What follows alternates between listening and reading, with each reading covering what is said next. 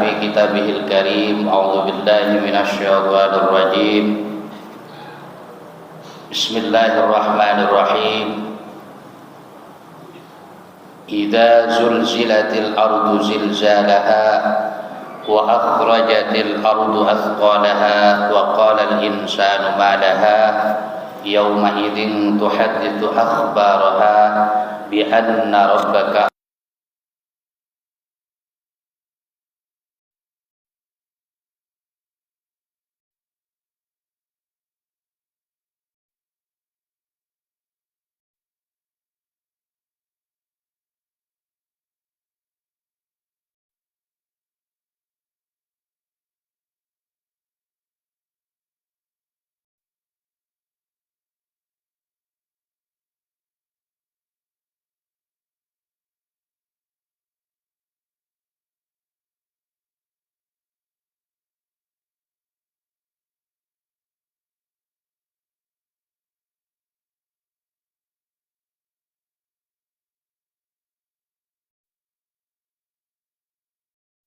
serta diberikan kesempatan kembali untuk berkumpul dengan kita. Amin ya rabbal alamin. Para pengurus Masjid Baitur Rahman, wabil khusus Bapak Haji Jubaidi Idris senior saya, tadi hadir juga di belakang saya Ustadz Abdul Latif Ar-Rasyid MPD. Alhamdulillah, mudah-mudahan beliau senantiasa istiqomah berada di lingkaran dan lingkungan Yayasan Baitur Rahman, insyaallah. Amin ya rabbal alamin. Bapak dan Ibu hadirin wal hadirat yang saya muliakan, alhamdulillah, puji syukur kita kepada Allah Subhanahu wa taala. Di pagi hari ini kita dikumpulkan oleh Allah kembali dalam sebuah majelis yang saya lihat ini majelis aki-aki ama nini-nini. Betul nggak nih? Orang saya lihat dari bawah sampai atas putih. Ya. Maksudnya kakinya. Ya. Artinya ini sebuah pemandangan yang menarik, bahwa umat manusia khususnya di tengah-tengah masyarakat, Masjid Baitur Rahman ini memiliki kesadaran kuat bahwa hidup ini tidak akan pernah abadi. Hidup ini tidak akan pernah abadi. Semua yang ada di alam semesta, kehidupan ini termasuk kita, ini adalah sifatnya fana. Kullu man 'alaiha fan. Setiap segala sesuatu yang ada dalam kehidupan alam semesta ini sifatnya adalah fana, sementara. Kesadaran inilah Bapak dan Ibu yang terus harus ditumbuhkan dalam diri kita, sehingga di penghujung hidup kita ini insya Allah kita menjadi orang-orang yang husnul khatimah. Ini ada sahabat saya, mana Ustadz Rahman tadi, saya bawa supaya ada pemandangan yang lain. Artinya selama ini kita lihat bahwa di masjid, di musola, ya, itu sapnya doang, karpetnya doang yang menarik, tapi jamaahnya hampir dipastikan nggak ada. Pada awalnya saya mau bawa jamaah dari Bogor, ya, supaya terlihat bagaimana pemandangan di Masjid Baitur Rahman ini. Ya. Kalau kita lihat di Bogor, nggak ada Pak jamaah pada pagi hari ini. Yang adzan dia, yang qomat dia, yang jamaah dia, yang zikir juga dia, yang baca Quran dia. Siapa? Saya. Artinya ini menjadi sebuah fenomena yang menarik di Masjid Baitur Rahman ini. Bapak dan Ibu yang sudah mulai sepuh, kesadarannya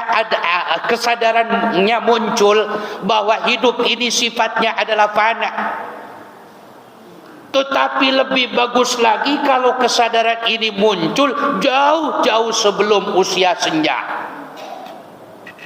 Makanya dalam kitab Nasaihul Ibad dijelaskan bahwa di saat ada musuh setan, ada salah satunya adalah orang tua yang senantiasa masa tuanya dekat dengan masjid, tapi lebih dimusuhi lagi oleh setan kalau ada anak muda dia dekat dengan masjid.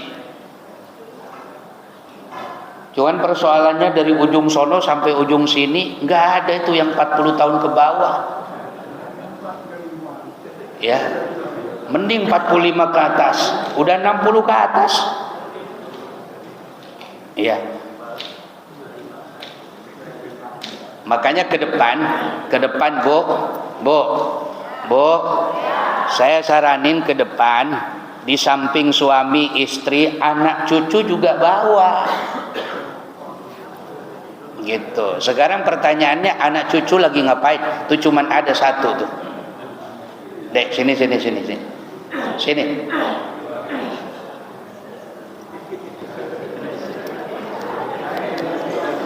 Salim dulu. Namanya siapa? Rais. Iya. Ntar dulu kegedean nanti ngambilnya. Dipilih-pilih dulu. Oke. Sholat subuh jamaah. Oke, sip. Dia ngomong ngimpi apa semalam gua, subuh-subuh dikasih duit gitu. Bapak dan Ibu hadirin wal hadirat yang saya muliakan, segala sesuatu yang hidup dalam kehidupan ini adalah sifatnya fana, maka dia akan mati. Kullu nafsin dha'iqatul maut, setiap yang berjiwa, yang bernapas itu pasti akan menemui kematian. Tidak ada yang hidup selamanya, siapapun itu. Maka setiap manusia harus punya kesadaran bahwa hidup ini sifatnya adalah fana dan sifatnya sementara. Kullu man 'alaiha fan, segala sesuatu adalah sifatnya fana, sementara. Maka dalam bahasa lagunya, ya, siapapun mati. Raja-raja mati, rakyat biasa, Presiden Soeharto sudah mati. Lo pakai mati, orang sudah mati. Ya. Semuanya juga akan mati. Silih berganti bergilir. Maka ketika kematian itu sampai di hadapan kita, qul innal mautal ladzi tafirruna minhu fa innahu mulaqikum. Kematian itu yang kamu lari dari kematian itu, perlahan tapi pasti, suka atau tidak suka, mau atau tidak mau, terus membayangi kita. Tapi bahasa Pasa Ungu kira-kira begini, andai ku tahu kapan tiba ajalku, ya, ku akan memohon tolong panjangkan umurku. Ya. Lirik lagu ini adalah termaktub dalam surat Yasin, bahwa setiap orang yang meninggal dunia, setiap orang yang sudah menjelang ajalnya, Bapak dan Ibu, pasti dia akan berharap dan meminta kepada Allah supaya umurnya dipanjangkan kembali.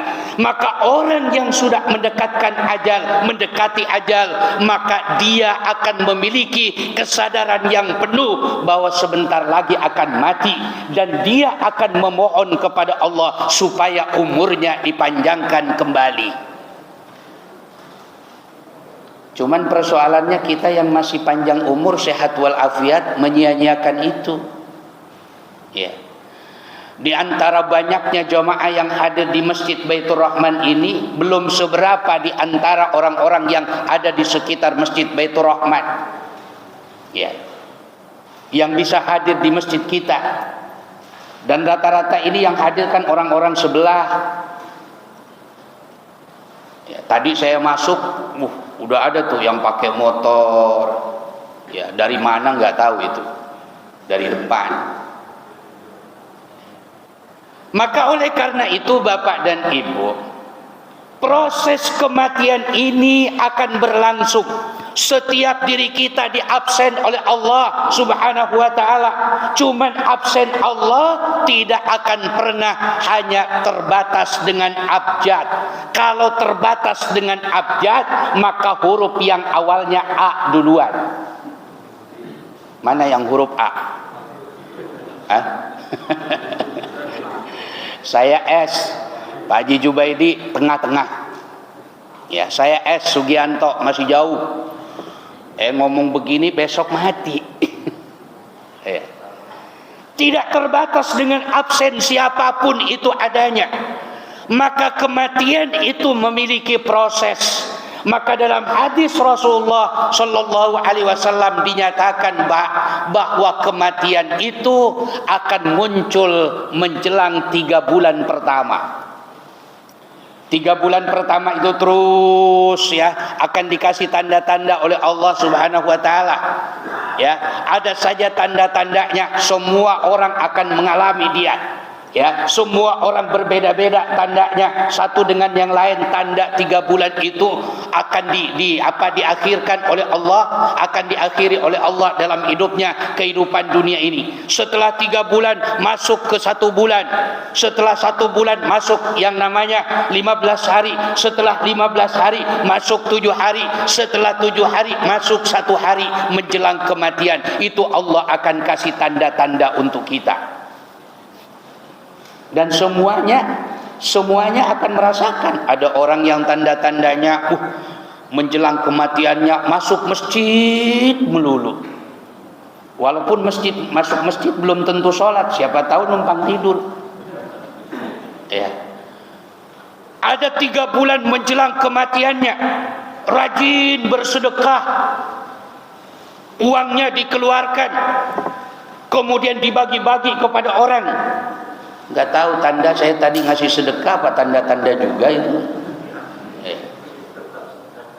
Masuk 1 bulan begitu, masuk 2 pekan begitu, masuk 1 pekan begitu. 1 hari menjelang kematian itu Allah akan kasih tanda pastinya. Maka bersiap-siaplah ketika itu. Maka kalau ditanya, ketika kita sudah ditetapkan oleh Allah melalui malaikat Israel kematian itu, adakah kita yang masih butuh dengan urusan dunia? Adakah yang kita masih butuh urusan dengan suami? Adakah di antara kita yang masih butuh dengan urusan suami? Pasti jawabannya tidak. Terus kematian itu dicabut oleh Allah Subhanahu wa taala. Ini bicara yang normal. Dicabut oleh Allah dari ujung jempol. Dari ujung jempol itu yang namanya ruh kita ditarik terus. Saya mohon maaf, saya boleh tanya, siapa yang pernah bahkan sering menyaksikan orang sakaratul maut? Mana? Ada nggak yang menyaksikan sakaratul maut? Ibu ya. Apa yang terjadi ibu dalam sakaratul maut yang ibu lihat itu? Ya. Ya.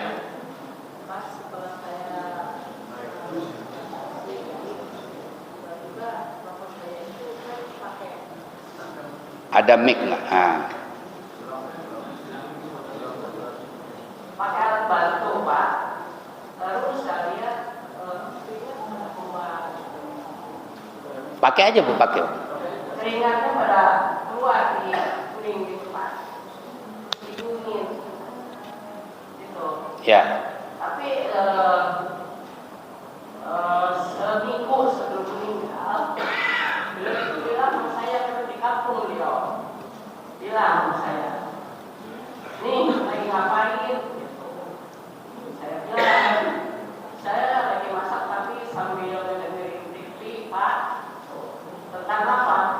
Tentang bacaannya pada orang tua di surat Al-Baqarah itu Pak. Terus sudah bilang, kayaknya saya tidak kurang ketemu lagi, sudah dipanggil. Oke Bu, biar agak lebih dalam. Saya lihat, pastikan Bapak Ibu ya. Ketika kita menyaksikan orang sakaratul maut, maka yang harus dilihat, coba jempol kakinya.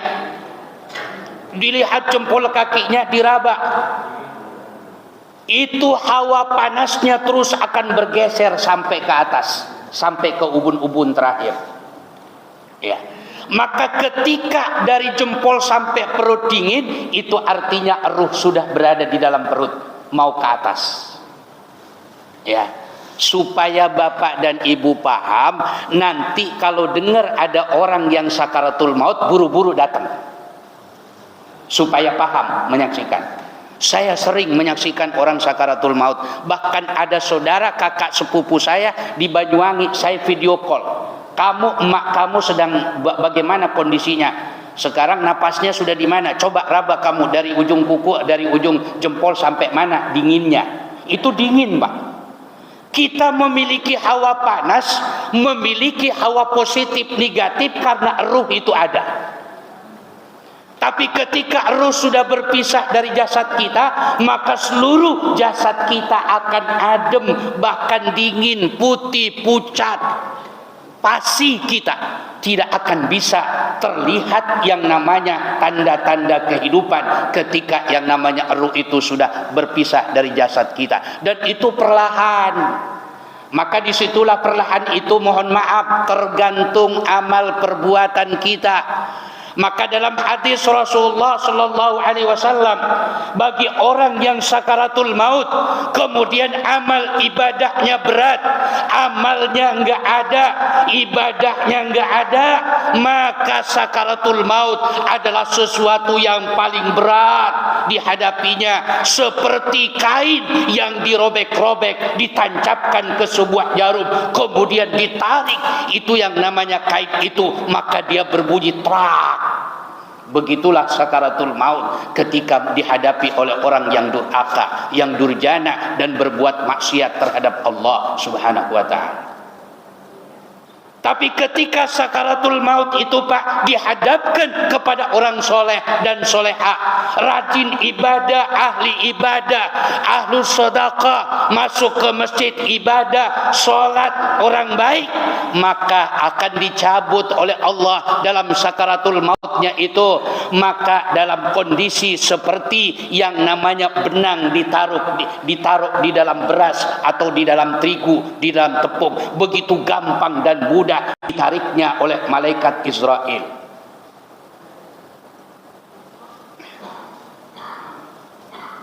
Ada orang, Pak, yang sakaratul maut koma sampai 10, 12, 15, 30 hari, bahkan berbulan-bulan, keluarganya sudah habis-habisan masuk rumah sakit untuk mengobati, menyembuhkan supaya dia punya kesadaran, enggak bisa-bisa juga.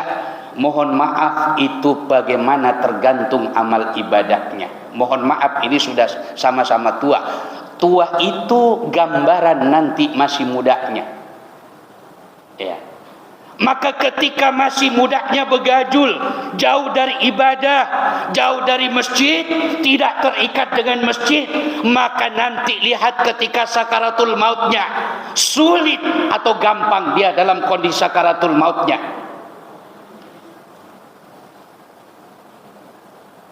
Ada dalam surat Al-Hajj, Allah Subhanahu wa ta'ala menggambarkan bahwa orang yang sudah tua itu adalah min ardalil umur.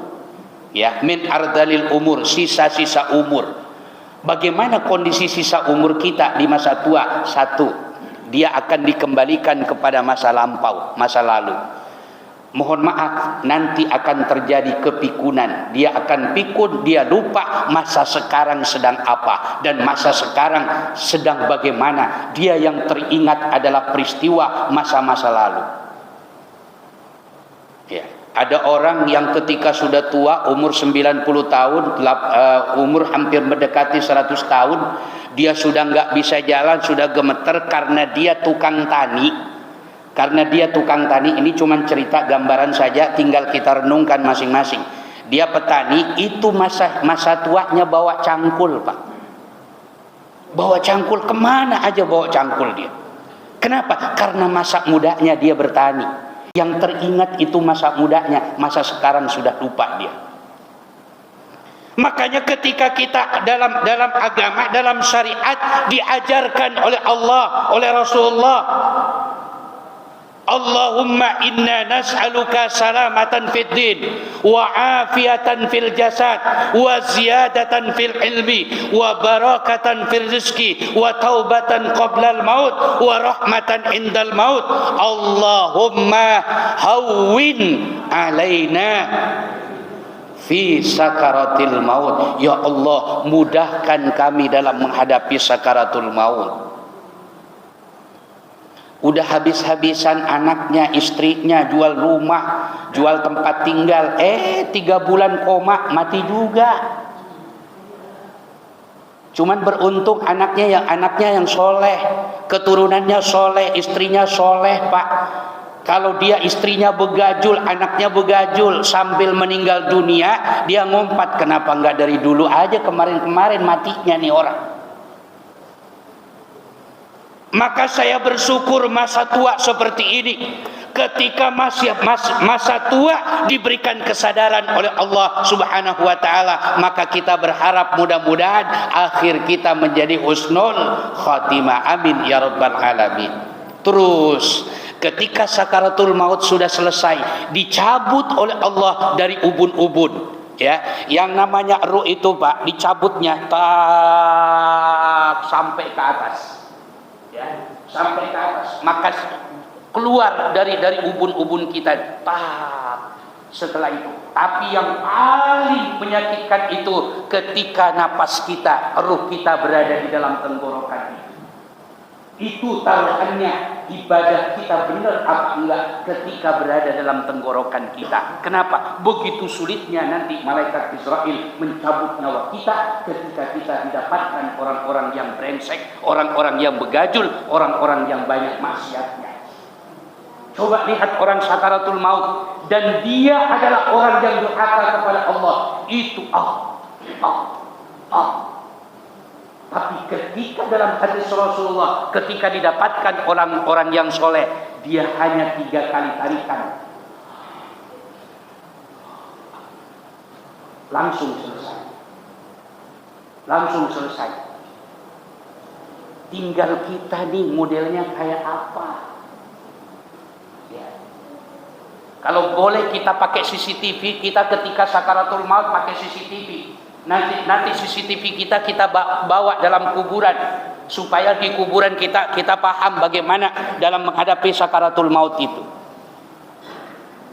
Maka ketika sakaratul maut sudah selesai, ruh sudah berpisah, maka Allah tangguhkan di tengah-tengah atas langit dan bumi. Ruh kita ditangguhkan di atas di tengah-tengah langit dan bumi, digantung oleh Allah sampai jasad kita dikubur dalam masuk ke kuburan. Maka ketika jasad kita sudah masuk ke kuburan Bapak dan Ibu, disitulah mulai alam pertama setelah alam kehidupan dunia, mulai kita namanya alam kubur, dalam bahasa syariat namanya alam barzakh. Apa itu yang dinamakan alam barzakh? Alam barzakh itu alam yang terhalang, dinding. Ya, di dalam surat Ar-Rahman itu, ya, barzakhul la yabghiyan, bainahuma barzakhul la yabghiyan. Ada yang namanya dinding pembatas di antara 2 alam. Maka alam barzakh itu adalah alam yang terbatas. Maka disitulah dalam bahasa sederhananya mulai malam pertama di alam kubur itu mulai hakikat kehidupan yang sebenarnya, khalidina fiha, kekal selama-lamanya dan abadi. Itulah kehidupan yang sebenarnya kita. Lalu apa Bapak Ibu yang terjadi malam pertama? Ketika malam pertama, bahkan 7 langkah setelah orang yang menghantarkan kita sudah pulang ke rumah, mereka sudah mulai melupakan kita, tinggal anak dan istri kita yang tertegun menangis seseguhan di kuburan, maka mereka juga ikut pulang. Mereka sudah tidak ingin peduli lagi sama kita. Dulu jasad yang kita banggakan, dulu yang namanya kita dibangga-banggakan oleh orang, maka pada saat itu sudah menjadi bangkai yang tidak berguna lagi. Bahkan manusia berusaha melupakan bangkai kita, dia tidak lagi ingat terhadap kita. Lalu apa setelah 7 langkah orang yang mengantar kita? Maka malaikat Munkar dan Nakir sudah mulai mendatangi. Maka dalam kitab Ihya Ulumuddin, Imam Ghazali ketika malam pertama di alam kuburan itu, para jamaah, ada 3 hal yang terjadi di alam kubur malam pertama itu. Bu, halo, nggak usah ngebayangin dulu di alam kubur, nggak usah. Ya, kayaknya semangat bener melihatnya gitu. Ya, tapi alhamdulillah nggak apa-apa. Ini menjadi itibar, menjadi pelajaran buat kita. Maka ada 3 hal kata Imam Ghazali yang akan terjadi pada saat itu malam pertama. Dan malam pertama itulah adalah penentu kehidupan akhirat nanti. Kita menjadi orang yang lolos daripada apa yang diberikan oleh Allah dalam bentuk azab, dan apakah kita tidak lolos bagi orang-orang yang senantiasa durhaka terhadap Allah Subhanahu wa ta'ala. Maka saking beratnya di alam kubur, malam pertama di alam kubur, maka Umar bin Khattab menangis setiap lewat di dalam kuburan Bapak dan Ibu. Umar bin Khattab, preman di tanah Arab ketika itu, menangis ketika berada di areal pekuburan itu. Kenapa? Begitu beratnya malam pertama di alam kubur. Kenapa? Karena itu adalah penentu kehidupan selanjutnya. Bahkan Utsman bin Affan menyatakan bahwa ketika yang namanya malam pertama di alam kubur dia sukses, berhasil menghadapi malaikat Munkar dan Nakir, maka dia akan sukses terus selama-lamanya, khalidina fiha abada. Tapi kalau dia gagal, maka dia gagal selama-lamanya. Apa 3 hal itu? Yang pertama, pertanyaan Munkar dan Nakir. Yang kedua, azab kubur. Yang ketiga, nikmat kubur. Jadi yang namanya malam pertama itu, Masya Allah, ini penentu, Pak. Ya, penentu kita. Makanya mohon maaf, malam pertama itu banyak keluarga-keluarga kita mendoakan, banyak saudara-saudara kita mendoakan, banyak keturunan kita ahli waris mendoakan. Supaya apa? Supaya dia betul-betul apa yang memang terjadi di alam kubur itu sesuai dengan harapan orang yang hidup. Orang yang meninggal dunia sudah nggak punya harapan, Pak. Tinggal menikmati apa yang akan terjadi pada saat itu. Pertama, pertanyaan Munkar dan Nakir. Bagi orang, makanya Munkar dan Nakir itu, Pak, nanti wajahnya tergantung amal ibadah kita. Ya, tergantung amal ibadah kita. Kalau kita ahli ibadah, rajin ibadah, Munkar dan Nakir berbentuk wajah orang yang ganteng, wajah orang yang cantik, berwibawa, putih, bersih. Kemudian dia mengucapkan Assalamualaikum, salam sejahtera buat kalian. Tapi ketika menghadapi orang-orang yang berbuat maksiat, dia berbentuk dengan wajah yang begitu seram dan menyeramkan, lebih seram daripada hantu-hantu yang digambarkan di dalam film-film Susana. Tuh, tergantung kita nih. Maka dia menghadapi yang namanya manusia, maka Munkar dan Nakir dia bertanya. Yang pertama, man rabbuka, siapa Tuhanmu? Wa man nabiyuka, siapa nabimu? Wa man imamuka, siapa imammu? Wa ma kiblatuka, apa kiblatmu? Wa man ikhwanuka, siapa saudara-saudaramu? Dari pertanyaan 5 itu tidak bisa dijawab satu, maka mulai tahap yang kedua. Dikebukin kita, Pak. Ya. Wa ma rabbuka, siapa Tuhanmu? Judi online. Wa man nabiyuka, siapa yang namanya nabimu? Oh, bang keliling. Wow. Ada Bu yang bang keliling, Bu. Bu, ada yang terlibat bang keliling. Nggak boleh, itu riba hukumnya. Ya. Nah, riba itu yang paling berat nanti azabnya itu, Bu. Makanya jangan coba-coba itu, gabung sama orang-orang yang model seperti itu. Kalau perlu tulis Pak Haji Jubaidi di gang kita, ini terbebas daripada bank keliling. Datang ke warung saya bank keliling, nawarin uang 500 ribuan, 50 ribuan, 500 ribu. Saya keluarin aja uang 100 ribuan 1 juta. Ya, lo apa gua yang mau pinjem? Kalau gua mau pinjem, siapkan 100 juta. Sengaja saya tujuannya untuk supaya apa? Bangkrut. Habis itu 100 juta, habis kita terima tanda tangan, udah kita ke Madura. Lo mau ngejar ke Madura, nggak apa-apa. Gua kabur lagi ke mana gitu. Kucing-kucingan itu untuk membangkrutkan bank keliling. Ya. Singkat kata, singkat cerita terus. Ketika ditanya apa kiblatmu, di mana kiblatmu, siapa saudaramu, siapa imammu, maka seluruh pertanyaan itu wajib dijawab. Satu tidak bisa dijawab, siksa kubur. Buk. Ya.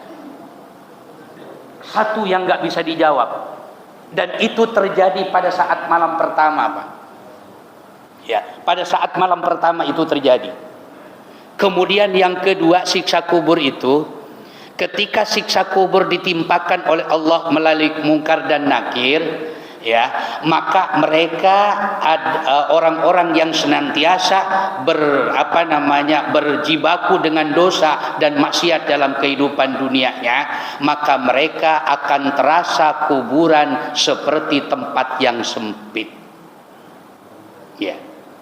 Digambarkan dalam hadis yang panjang dalam kitab Sahih Bukhari, maka orang yang ketika masa kehidupannya di dunianya begajul, brengsek, durhaka, banyak dosa, banyak maksiat, maka terus kuburan itu seakan-akan bergerak, Pak, tanahnya terus ingin menghimpit orang yang ada di dalam kuburan itu sampai terasa kita sesak kita.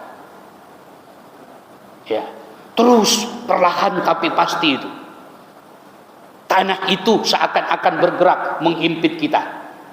Mana tukang gali kubur? Ya, biasa tukang gali kubur tuh tahu berapa sih ukurannya. Ukurannya kan sekitar 60, paling luas 60 kali berapa 1,5 meter atau 2 meter lah ya, gitu. Tapi 60 dikali 2 meter itu terus akan terasa sempit, Pak. Terus dia, ya, menghimpit kita. Ya. Maka di saat itulah malaikat Munkar dan Nakir memberikan azab siksa kepada orang-orang yang berada di ahlil kubur. Ya. Dan itu masih terjadi malam pertama. Orang yang tidak sholat subuh maka akan dikebukin dengan palu. Orang yang tidak sholat zuhur maka dia akan diberikan siraman air mendidih. Orang yang tukang fitnah kemudian disiramkan dari mulutnya, ya, air timah yang mendidih. Orang yang senantiasa dia melacur maka kemaluannya akan dipotong-potong. Sekarang ini sudah ada film, Pak. Coba nanti Pak Haji Jubaidi di setel, ya, di setel di sebuah tempat, jangan di masjid lah, di sebuah tempat di ruang Karang Taruna atau di kelas sebelah itu di setel. Itu kan ada film, judulnya saya lupa itu, saya sempat nonton, apa judulnya ya, Azab Neraka apa ya. Jadi ada seorang ustadz, seorang keluarga ustadz, dia punya anak 4, yang 2 laki-laki, yang 2 perempuan. Yang satu pangais bungsu itu adalah soleha perempuan. Yang satu yang bungsu pingin jadi artis. yang satu yang laki-laki tukang judi, yang satu yang laki-laki nomor 2, nomor 3 tukang pezina. Maka di saat dia mau konser yang bungsu, ikut kontes nyanyi, maka Mas lewat pinggir kali, kemudian ada air bah, kemudian air bah itu menghantam, kemudian mati semua. Maka disitulah mati suri itu muncul. Ya, Masya Allah, kata si, ini baru film. Bagaimana yang sebenarnya, Pak? Kehidupan kita di akhirat itu satu hari, kata Allah, seperti 1000 tahun di dunia. Satu hari di akhirat sama dengan nilainya 1000 tahun di dunia. Bayangkan, satu hari itu bagaikan 1000 tahun di dunia. Bahkan dalam ayat yang lain, bagaikan 50.000 tahun dalam kehidupan dunia. Kalau kita disiksa satu hari dalam siksa kubur, dan itu baru siksa pertama ya, siksa kubur. Ya. Dan itu terjadi malam pertama. Kemudian yang ketiga, malam pertama itu yang terjadi adalah ketika ada orang yang soleh dikubur, kemudian dipendam dalam tanah, dimasukkan ke dalam tanah, maka Allah Subhanahu wa ta'ala berikan keistimewaan yang teramat luar biasa, Pak. Apa yang terjadi? Kuburan yang pertama, kuburan yang tadinya sempit 60 ukuran 60 kali 2 meter, maka dia akan terasa luas seperti padang yang begitu luas. Ya. Seperti padang, tempat yang begitu luas, begitu indah. Dia lari ke sana kemari, kemudian dia berjalan ke sana kemari, begitu luas kuburan itu. Dibayangkan, ya, terlihat dalam bayangannya itu. Maka disitulah ada bayangan sosok manusia yang menemani orang tersebut. Siapa dia? Amal kebaikan kita. Ditanya, siapa Anda? Saya sholat kamu. Siapa Anda? Saya puasa kamu. Siapa Anda? Saya sedekah kamu.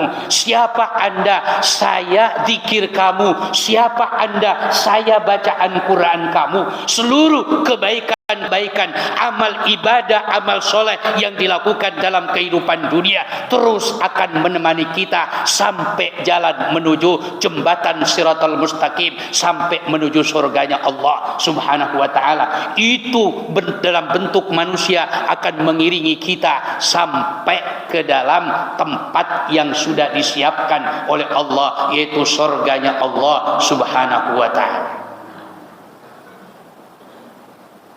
Ya. Maka kisah malam pertama di alam kubur ini mestinya menjadi perhatian, bahwa ternyata bukan kesuksesan itu bukan urusan di dunia, tapi bagaimana menghadapi satu malam di malam yang namanya satu malam di alam kubur. Maka kita berdoa kepada Allah Subhanahu wa ta'ala. Bapak dan Ibu, ada sebuah doa yang barangkali Bapak Ibu sebagian juga sudah hafal, mudah-mudahan semua. Apa doanya? Allahumma inni as'aluka min adzabil qabri wa min fitnatil mahya wal mamati wa min fitnatil masihid dajjal. Dan ini doa diusahakan dibaca setiap sholat 5 waktu maupun sunnah, fardu maupun sunnah, menjelang salam setelah fil alamina innaka habibum majid. Maka kita berdoa seperti itu. Supaya apa? Allahumma inni as'aluka min adzabil qabri. Ya Allah, aku berlindung, aku minta. Allahumma inni a'udzubika. Mohon maaf, bukan as'aluka. Allahumma inni a'udzubika. Ya Allah, aku berlindung kepada Engkau ya Allah min adzabil qabri, dari azab kubur. Sebab pertama itulah para jamaah, sebelum kita masuk ke neraka, ada 2 fase siksa kita itu. Kalau bagi orang yang brengsek, yang pertama di alam kubur, yang kedua di neraka. Di alam kubur itu baru persekot, udah dikebukin babak belur, penyok-penyok, Ya, itu baru persekot nanti siksa yang sebenarnya di neraka. Makanya kita berdoa min adzabil qabri wa min adzabi jahannam. Ya Allah, aku berlindung daripada azab kubur dan neraka jahanam. Kemudian aku juga berlindung dari fitnah hidup dan fitnah mati dan fitnah Masihid Dajjal. Ini doa. Dan setiap saatnya, setiap sholat diusahakan dibaca menjelang salam, sehingga Allah Subhanahu wa ta'ala mengijabah kita, bahwa doa yang paling makbul ketika doa pada saat sholat. Maka sholat adalah fasilitas dari Allah untuk memperbanyak doa, dan alhamdulillah sholat itu banyak kandungan doa, dan sholat dari sisi makna bahasanya juga dinamakan doa. Ini barangkali yang dapat saya sampaikan. Selanjutnya nanti kita dalam pertemuan berikutnya, setelah alam barzah apa, nanti akan pertemuan berikutnya kita kisahkan proses-proses sampai neraka dan surga. Sebelum saya tutup, ada pertanyaan Bapak dan Ibu? Ya, silakan.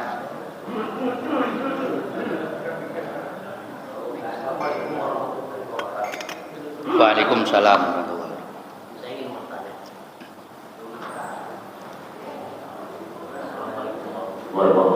Assalamualaikum warahmatullahi wabarakatuh.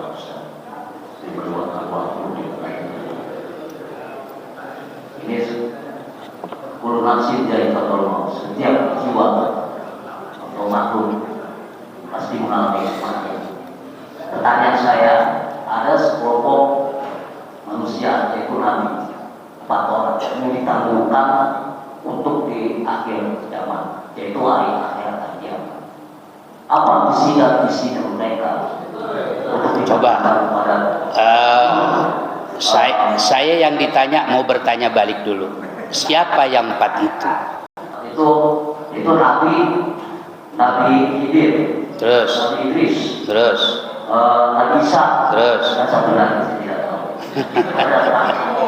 Apa visi mereka untuk tidak diwafatkan? Terima kasih. Ya. Assalamualaikum warahmatullahi wabarakatuh. Waalaikumsalam warahmatullahi wabarakatuh. Di antara manusia-manusia ada manusia yang diistimewakan oleh Allah. Ya. Salah satu keistimewaannya adalah ditangguhkan kematiannya. Walaupun pendapat ini pro kontra. Di kalangan umat Islam pro kontra. Nabi Khidir yang sekarang dianggapnya ada di lautan masih hidup atau enggak? Ada yang berpendapat hidup, ada yang berpendapat mati.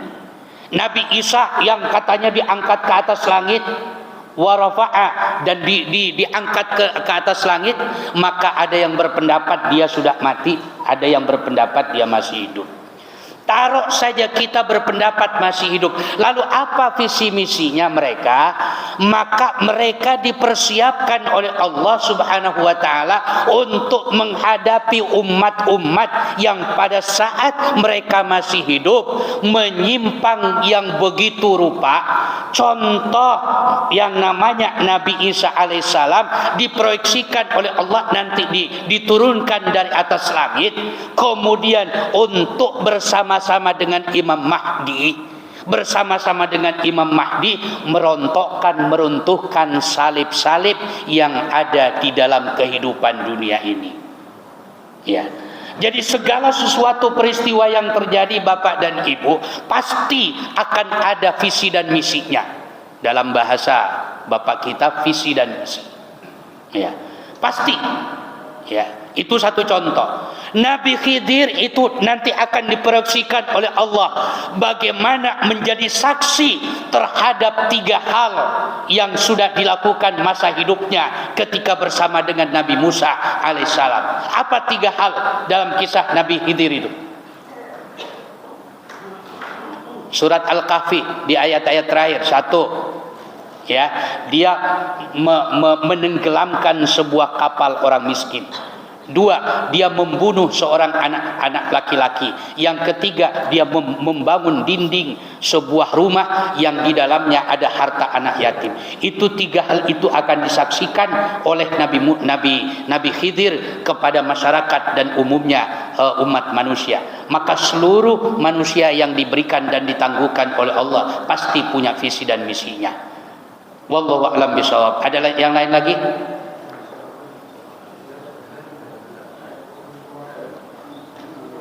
Ya, silakan.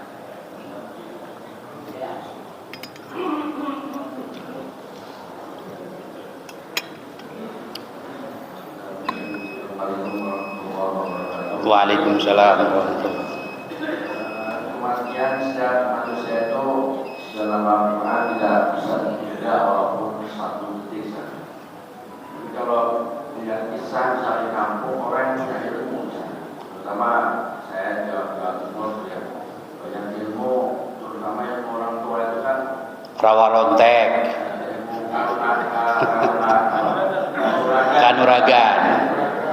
Biasanya kalau mau meninggal itu Susah. pertama susah. Kemudian ada yang bilang udah ilmunya wariskan saja sama anaknya atau sama saudara yang mau.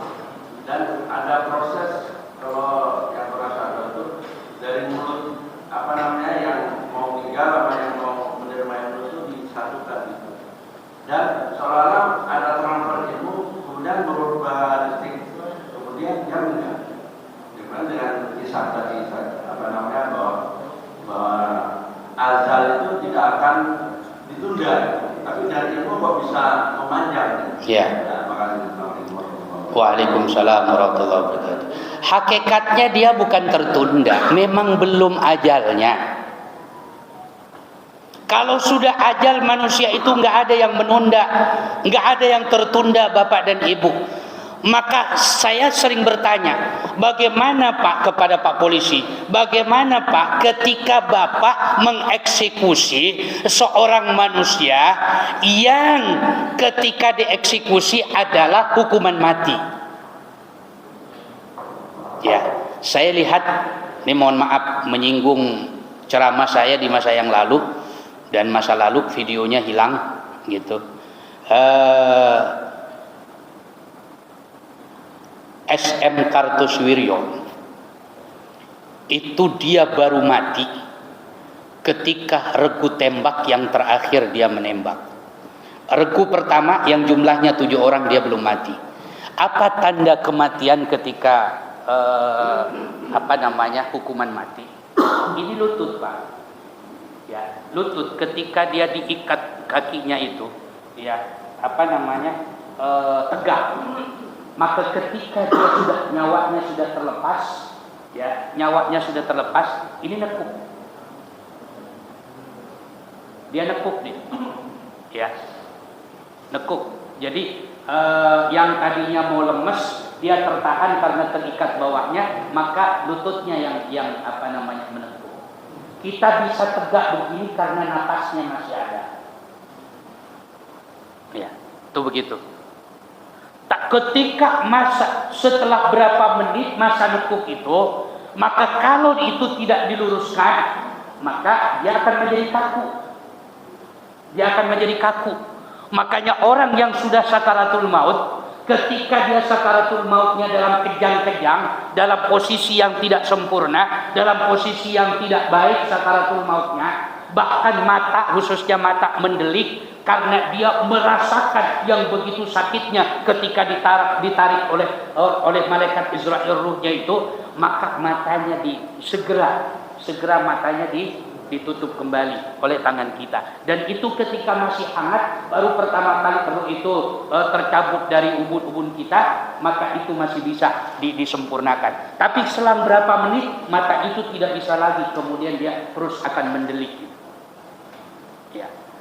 Maka orang yang punya ilmu bukan persoalan tertunda meninggalnya, tapi memang belum waktunya. Kalau sudah waktunya, mati, nggak ada lagi. Mati dia, bukan karena ilmunya, bukan karena harus pakai daun kelor, bukan, tapi ajal. Ya, Ini kan mistiknya begitu, pakai daun kelor, ambil baru mati. Enggak, belum waktunya. Itu Ki Joko Bodo. Ya, Ki Joko Bodo itu ilmunya semua pejabat negara di Indonesia ini kiblatnya Ki Joko Bodo. Tapi ketika sudah mati, nggak ada yang bisa menghalangi. Tahu Mbah Marijan? Mbah Marijan itu katanya Mbah Marijan itu kuncen atau juru kunci Gunung Merapi, Jogja. Ya, mati juga dia. Mau dievakuasi oleh Sultan Hamengkubuwono X, nggak mau dia. Ini sahabat saya, ini teman saya, sudah bertahun-tahun saya bersahabat dengan Gunung Merapi, tidak akan menyakiti saya. Mampus juga. Dalam kondisi yang sujud, orang menganggapnya sujud, tapi secara ilmiah sujud bukan hanya karena dia ibadah atau sholat, tapi dia menahan sakit yang luar biasa, serpihan, terpaan yang namanya angin begitu kencang dengan yang namanya debu yang Gunung Merapi itu. Dan debu Gunung Merapi pada saat itu mengandung silika. Apa silika? Tahu silika? Tahu silika? Silika itu pecahan kaca yang paling kecil-kecil. Begitu trak itu badannya, dan itu disaksikan oleh orang yang mengevakuasi. Badannya penuh luka-luka. Jadi tidak bisa dianggap orang yang kebal segala macam. Saya belum pernah lihat ada orang yang kebal ditembak tor. Nggak ada. Ya. Kalau sudah ajalnya kasih aja. Itu mah cuman film Jaka Sembung. Dipenggal lehernya, punya ilmu rawa rontek, muncul lagi kepalanya, nyatu lagi. Kalau begitu kita belajar aja semua ilmu rawa rontek supaya hidup selama-lamanya. Nggak ada yang abadi, yang kekal, semuanya fana. Maka kematian itu bukan hakikatnya tertunda karena ilmunya, tapi belum ajalnya. Siapa sekarang yang dianggap sakti? Orang Indonesia kan luar biasa ininya, imajinasinya. Buat film ada Brahma Kumbara, Satria Madangkara, punya ilmu ajian serat jiwa, ilmu ajian gelang-gelang, punya adik namanya Mantili, punya pedang setan. Ya. Iya, musuhnya Mantili, Lasmini, wanita dari Gunung Lawu. Ya, dia senang sama anaknya Brahma Kumbara, namanya Raden Denta. Muncul lagi Angling Dharma, muncul lagi Mak Lampir. Enggak ada orang yang hebat kecuali dengan izin Allah. Mana orang yang hebat? Tuh, santet tuh Benyamin Netanyahu. Ayo saya tantang. Siapa orang Indonesia yang merasa hebat? Yuk bunuh itu yang namanya Benyamin Netanyahu dengan si Trump itu. Itu Palestina baru bisa aman, perang Irak bisa aman kalau dua orang ini sudah mati. Trump dengan Benyamin Netanyahu. Nggak bakalan aman itu kehidupan kalau mereka masih hidup. Konsekuensinya mati. Cuman jangan terlalu panjang, nanti dijemput sayanya. Sebab sekarang udah musim-musim jemput-jemputan lagi. Ya. Bahkan suruh lari ke Yaman katanya. Ada apa dengan urusan Yaman? Kenapa nggak suruh lari ke Yordan? Kan tempat dia Yordan dulu. Kan dia juga lari dari Indonesia ke Yordan, diasuh oleh Raja Abdullah. Kok giliran sekarang suruh lari ke Yaman kita? Ya. Itu begitu ya, mudah-mudahan bermanfaat. Subhanakallahumma wa bihamdika asyhadu an la ilaha illa anta astaghfiruka wa atubu ilaik. Assalamualaikum warahmatullahi wabarakatuh.